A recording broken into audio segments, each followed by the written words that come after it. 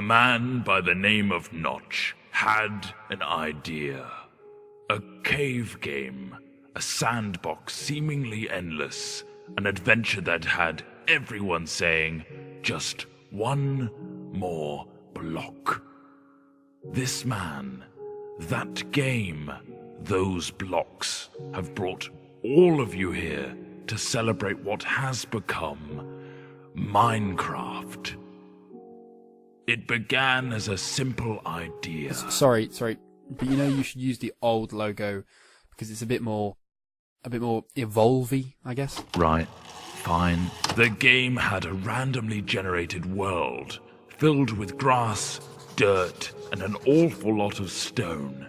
You could destroy blocks and place blocks. The spark was there, but it needed more. Yeah, like squids. Stop it.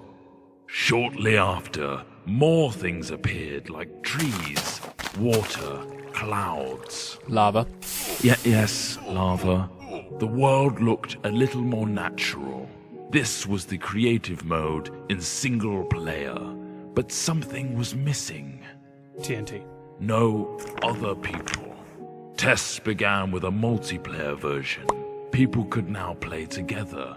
New items and blocks were also added. The game was beginning to take shape. Wow, really skimming over the details there. Do you want me to go over all the patch notes? No. The wiki page won't load anyway. Moving on, the game now had multiplayer and creative single player. But there was another element that Notch wanted.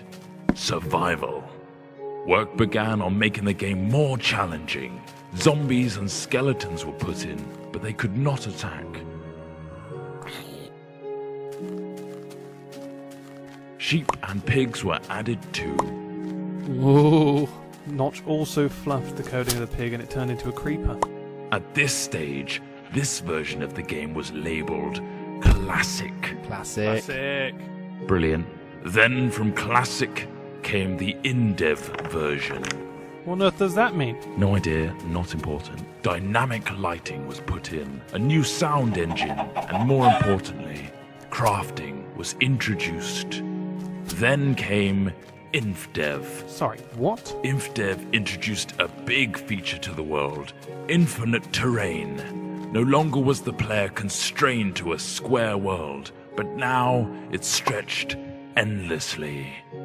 Ore was randomly placed in the world to discover, and other tweaks and introductions were made, like 3D clouds, minecarts and tracks, and also dungeons. Then, the first major version of the game was released.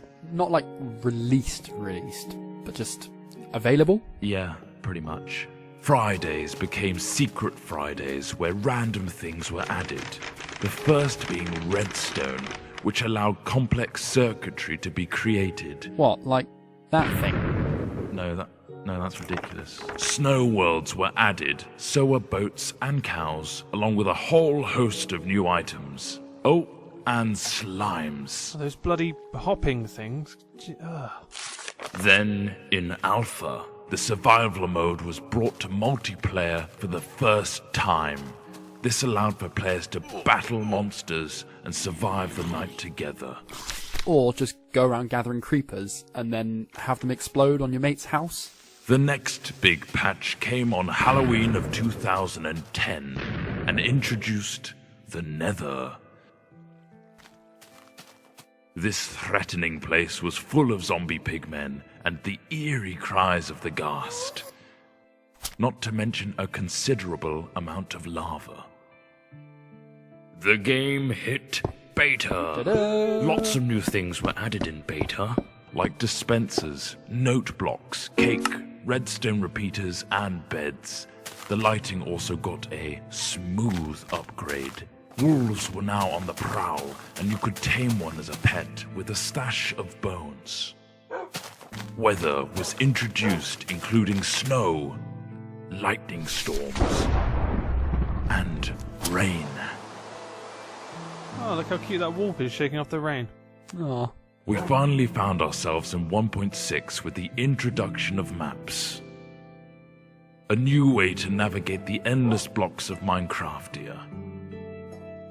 things got pushy in 1.7 with pistons, leading to some clever contraptions. 1.8 gave vastly improved combat mechanics, allowing the player to sprint, draw back their bow, and land critical hits on their enemies. A new terrain generator was added, along with quirky NPC villages and mighty strongholds. And now comes the end. A true challenge awaits you in this unforgiving realm. But that is something you'll have to discover for yourself. The next page is yours.